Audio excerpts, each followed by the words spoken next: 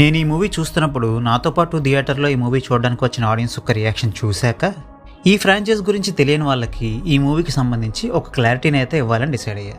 అదేంటంటే Omen franchise supernatural horror thriller జోనర్లోకే వచ్చినా కూడా ఆ జోనర్లో వచ్చిన వేరే మూవీస్కి అండ్ ఒమెన్ ఫ్రాంచైజ్లో వచ్చిన మూవీస్కి చాలా డిఫరెన్స్ ఉంటుంది.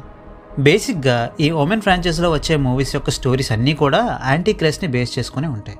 యాంటీ క్రైస్ట్ ఎలా పుట్టాడు, తనను ఆపాలని అడ్డుకోవాలని ప్రయత్నించిన వాళ్ళని ఎలా దెబ్బతీశాడు, ఎక్సెట్రా ఎక్సెట్రా. ఈ కాన్సెప్ట్ని బేస్ చేసుకుని 1976లో తీసిన ది ఒమెన్ అనే మూవీకి ప్రీక్వెల్గా వచ్చిందే ఈ the first Oman movie. So ఈ మూవీ ఎలా ఉందో ఒక మాటలో చెప్పాలంటే ఆ ఫ్రాంచైజ్కి కరెక్ట్గా సెట్ అయ్యే మంచి ప్రీక్వెల్ ఈ మూవీ. స్టార్టింగ్ ఒక ఇంట్రెస్టింగ్ సీన్తో ఈ మూవీ మొదలవుతుంది.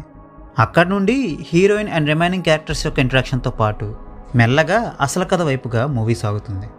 ఈ టైంలో మూవీ కొంచెం స్లో పేస్లో ముందుకు వెళ్తున్న ఫీలింగ్ వస్తుంది, కానీ ఎప్పుడైతే హీరోయిన్ క్యారెక్టర్కి కార్లిటా అనే పాప వెనుకున్న మిస్టరీ గురించి తెలుస్తుందో అక్కడి నుంచి మూవీ మంచి పేస్తో ముందుకు వెళ్తుంది.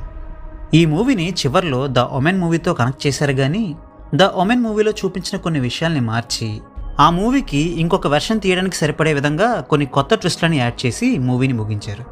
ఇందువల్ల నెక్స్ట్ రాబోయే సీక్వెల్ ఎలా ఉండబోతుందని నాకైతే మంచి ఇంట్రెస్ట్ జనరేట్ అయింది. సో చూడాలి మరి ఈ కొత్త విషయాలతో ఎలాంటి సీక్వెల్ని తీయబోతున్నారు అని. ఈ మూవీలో హీరోయిన్గా యాక్ట్ చేసిన నీల్ టైగర్ ఫ్రీ ఆ క్యారెక్టర్కి పర్ఫెక్ట్గా సెట్ అయింది. పెర్ఫార్మెన్స్కి స్కోప్ ఉన్న ఈ క్యారెక్టర్ని తను చాలా బాగా పర్ఫామ్ చేసి మెప్పించింది. ఇక టెక్నికల్ ఆస్పెక్ట్స్ విషయానికి వస్తే ఆరన్ మోర్టన్ చేసిన సినిమాటోగ్రఫీ అండ్ మార్క్ కార్వన్ చేసిన మ్యూజిక్ కూడా ఎక్సలెంట్గా ఉన్నాయి. ఇక ఫైనల్గా ఈ మూవీని నేను మీకు రికమెండ్ చేస్తానా అంటే ఇందాక నేను చెప్పినట్టు ఒమెన్ ఫ్రాంచైజ్ అంటే ఇష్టం ఉన్న వాళ్ళకి ఈ మూవీ ఖచ్చితంగా నచ్చుతుంది. అలా కాకుండా కంజూరింగ్ టైప్లో jump scares and horror elements ఎక్కువగా ఉంటాయని చూస్తే ఈ మూవీ మీకు అంతగా ఎక్కకపోవచ్చు. ఇలా అంటున్నా కదా అని ఈ మూవీలో jump scares and horror elements ఉండవేమో అని అనుకోకండి. ఈ ఫ్రాంచైజ్లో వచ్చే మూవీస్లో హర్రర్ ఎలిమెంట్స్ స్టోరీలోనే ఇన్బిల్ట్గా ఉంటాయి తప్ప రెగ్యులర్ హర్రర్ మూవీస్లోలా పొజెషన్ అండ్ ఎగ్జార్సిజం మీద ఎక్కువగా డిపెండ్ అవ్వవు.